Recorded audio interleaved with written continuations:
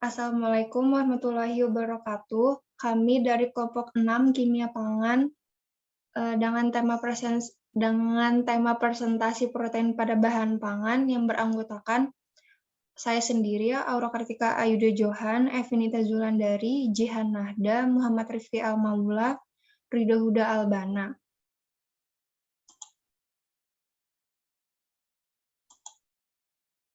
Pada protein pada bahan pangan terdapat kasein, whey, albumin, gelatin, dan gluten. Slide selanjutnya akan dibacakan oleh Jihan. Protein berperan penting dalam meningkatkan kualitas dan stabilitas bahan pangan. Peran atau fungsi protein ini disebut dengan sifat fungsionalitas protein. Nah, sifat fungsionalitas protein ini diklasifikasikan menjadi 3 kelompok. Ada sifat hidrasi, sifat antar permukaan, dan agregasi dan pembentukan gel.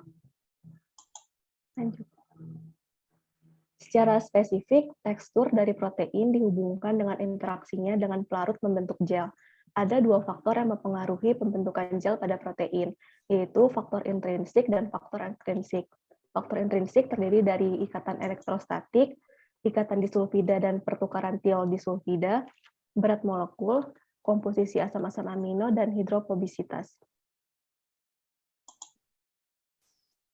Lalu untuk faktor intrinsik sendiri ada konsentrasi protein, pH, suhu, kekuatan ionik, dan tekanan. Slide selanjutnya akan dibacakan oleh rekan saya, Aura. Kasein yaitu fosfoprotein yang diperoleh dari susu. Protein yang terbanyak ditemukan pada susu sekitar 80% dari total protein susu.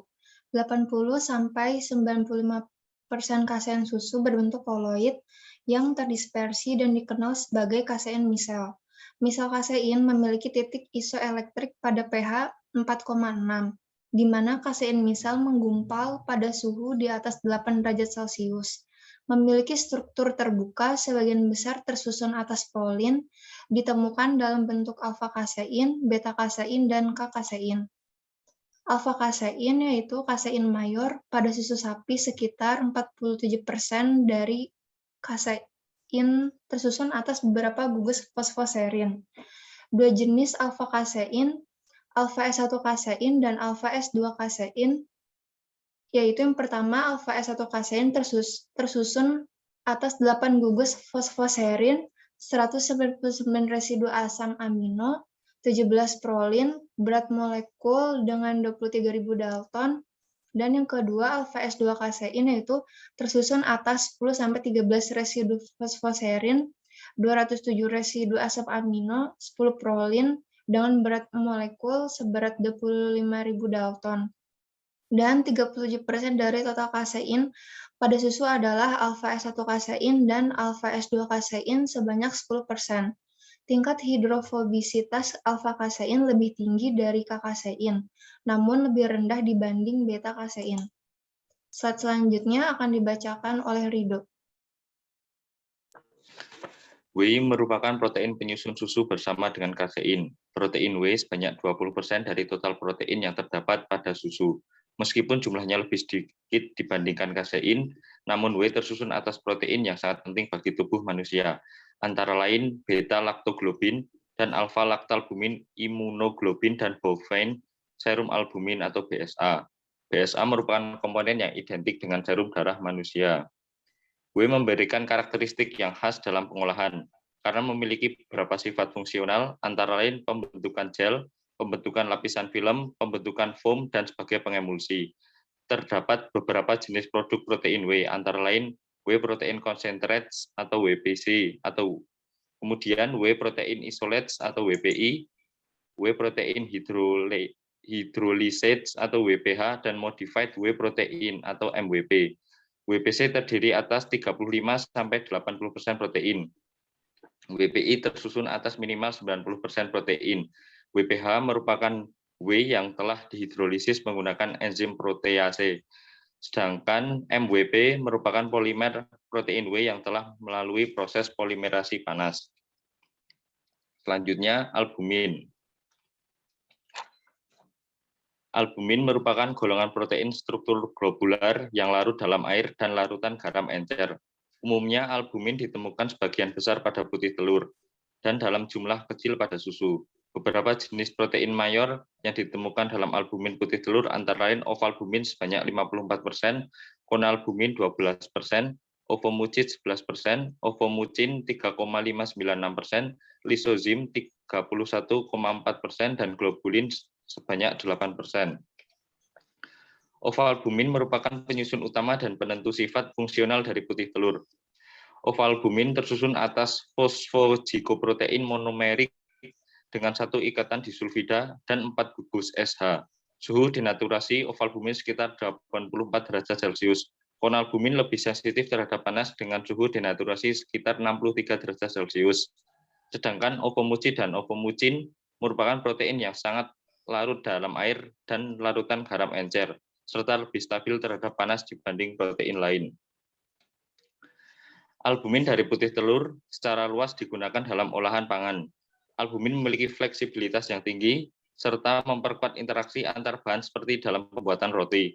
Sifatnya yang larut air, sehingga albumin dapat digunakan sebagai bahan pembentukan foam dan penstabil pada berbagai produk. Pembentukan foam ditemukan pada roti, biskuit, es krim, dan berbagai produk bakery. Selanjutnya akan dijelaskan oleh Mbak Evinita Zulandari. Selanjutnya ada gelatin. Gelatin adalah protein larut air dari kolagen yang dihidrolisis secara parsial menggunakan asam atau basa. Banyaknya konversi kolagen menjadi gelatin bergantung pada pH, suhu, dan lama ekstraksi. Asal kolagen ada dari kulit, tulang rawan, dan jaringan ikat hewan. Gelatin terdiri atas 2 tipe, yaitu ada gelatin tipe A dan gelatin tipe B. Gelatin dimanfaatkan dalam produk pangan sebagai bahan penstabil. Sifat gelatin yang dapat larut air dan kapasitas penyerapan air yang tinggi akan memberikan karakteristik khas pada produk pangan, khususnya dalam pembentukan gel yang kokoh dengan meningkatkan viskositas. Gelatin tipe A adalah gelatin hasil konversi dari kolagen menggunakan asam. Gelatin tipe A memiliki titik isoelektrik pada pH 8-9.